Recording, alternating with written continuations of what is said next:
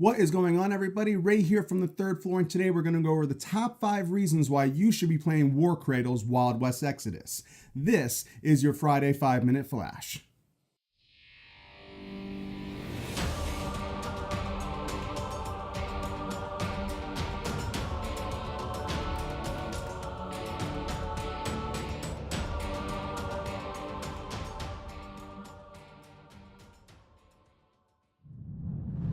Number 5. Wild West Exodus brings together a crazy setting with a lot of flair and a lot of attention to detail. You have everything from crazy aliens that are invading to dark forces that have been taking things over to indigenous tribes fighting amongst things like the Confederacy and Ponce de Leon coming from Mexico. There's all kinds of crazy stuff going on here in Wild West Exodus, and what you're looking at is some really cool models, some great vehicles, awesome looking terrain, and a great thematic in a weird West environment. We've got magic, we've got Gatling guns, and we've got Nikola Tesla.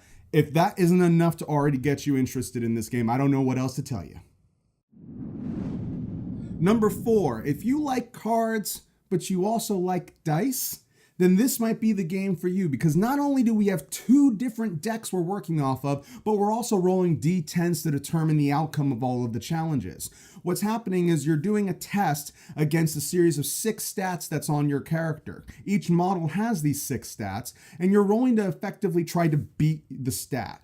Or get under it. So if you have an 8 in your stat, you're trying to roll a 2+ effectively. Nat 1s always fail, Nat 10s always succeed. There's rerolls to be involved and all kinds of other crazy stuff happening. But then on top of that, you have an adventure deck that can give you more benefits, more victory points, and an action point deck. There's crazy amounts of resource management happening here, and there's a lot of decision making. But that's part of the fun of this game, and that's one of the things that really draws me into what's going on, is those tactical decisions of how to manage those 3 resources.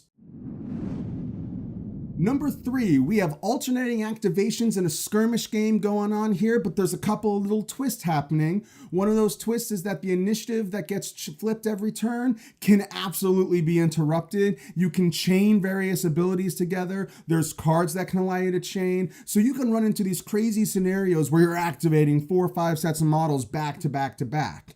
So the mechanics happening here are absolutely insane. And not only that, but you've got this cool resource called Fortune, which is basically poker chips that you're spending to give various abilities and buff things on your characters. So if you've got a couple of high fortune models and then you have some cards to be able to guarantee you get 2 activations back to back, you can really wreak havoc on somebody. And again, this just goes on to those tactical choices that this game allows you to make from the combination of its 2 decks and the dice.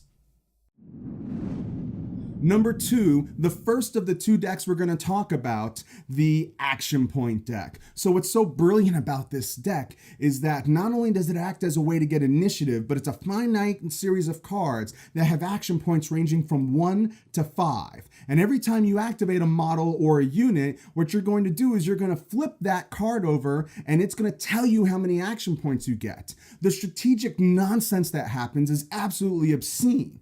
And more importantly, it allows you to make very interesting tactical decisions. So when you go to activate your next model and you flip a 3, you can be like, well, I have 3 action points. Let me activate this big guy with a couple of big guns. But if you only flip 1, maybe you're going to activate that support model that doesn't need to do anything but move. But it's yet another layer of depth to a game that already has quite a bit of depth to it just from its base mechanics. And it's one of the coolest aspects of Wild West Exodus. And occupying the number 1 spot is going to be the second deck you have access to, and that is the adventure deck. What a crazy concept is going on here. So not only do you have a deck of cards that I believe is 60 cards deep, but the card is split into 2. You have Guts and you have Glory. One of those gives you access to bonuses to stats, to being able to take additional actions, to being able to chain activations, to interrupting initiative, to refilling that fortune that we talked about a little bit earlier. So there's a lot of effects going on there. But the other side, the glory side, is where you can score bonus victory points by meeting certain conditions.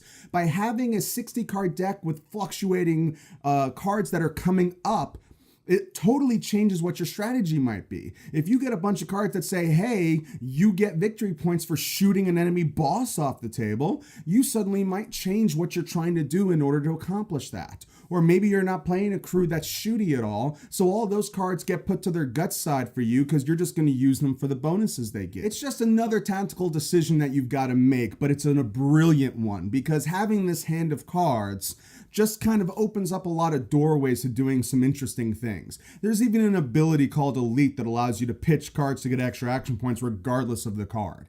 So what we're looking at here is a very unique, flavorful mechanic that's not duplicated anywhere and brings a lot of beef to the table from a strategy perspective.